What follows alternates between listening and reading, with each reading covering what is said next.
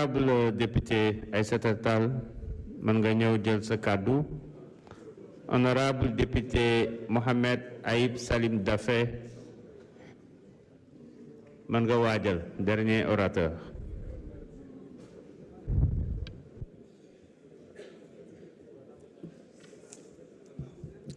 Je vous remercie, Monsieur le Président. Monsieur le Président, j'avais dit ici que de mon point de vue, la déclaration de politique générale basée sur le référentiel du projet contient des lacunes et un chapelet de promesses. Je viens aux lacunes.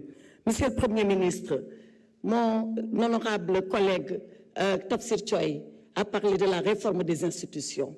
Pas un mot sur les institutions dans le projet. Sur le capital humain, vous avez ici donné l'exemple de Singapour. Vous savez pourquoi Singapour s'est développé?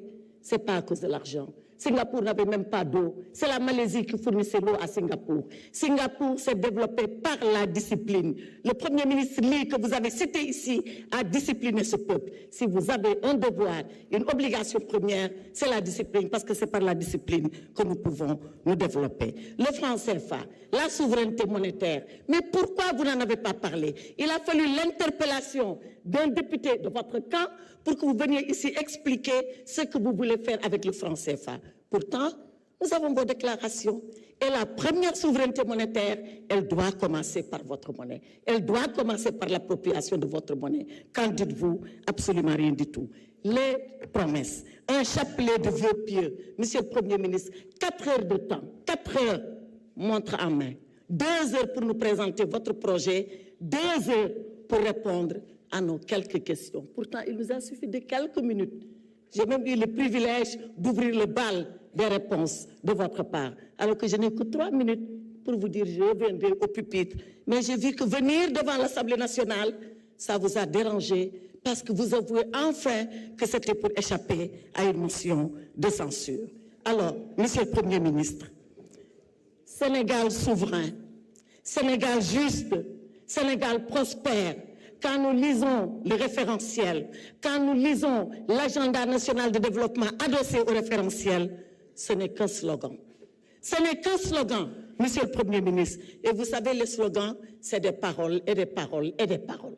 Et vous savez, les slogans, ça finit comme les anciens ont toujours dit, verba volant, les paroles s'envolent. Monsieur le Président, nous vous attendons. Comme le maçon au pied du mur, nous vous attendons sur les actes, nous vous attendons sur la vérité. Et je suis d'accord avec vous que c'est par la vérité qu'on doit se parler. Moi, Aïssata Tall, je n'ai jamais eu peur de la vérité.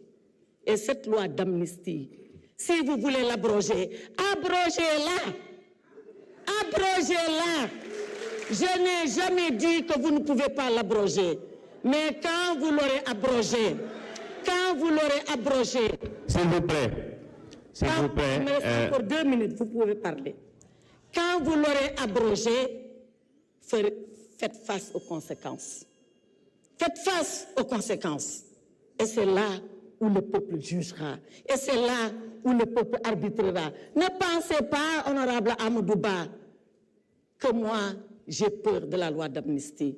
Je l'ai défendu parce que c'est mon devoir de ministre de la République de le faire. Je l'ai défendu parce que c'est ma conviction profonde qu'il fallait la faire.